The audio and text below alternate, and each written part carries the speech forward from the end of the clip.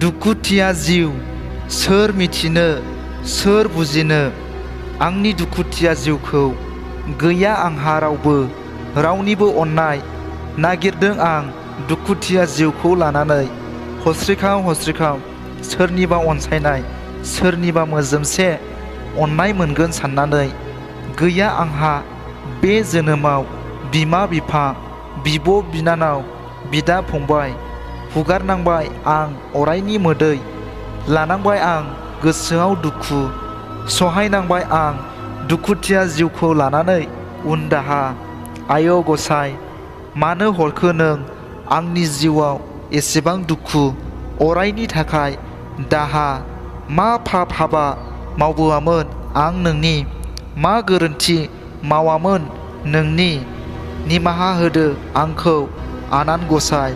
अनसायदो नों गावनि फिसा होनना सैनांबाय आं हाजासे दुखु दाहा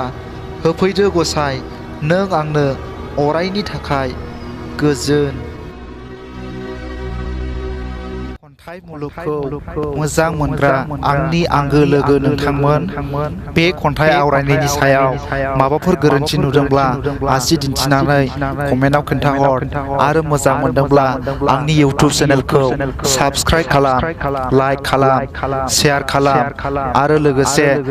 साखाथिनि बेल आइकनखौबो थुनानै होनो दाबाव जाहाथे आंनि गोदान खन्थाइ आवरायनानै आपल'ड खालामनायखौ नोंथांमोना बयनिख्रुइबो सिगां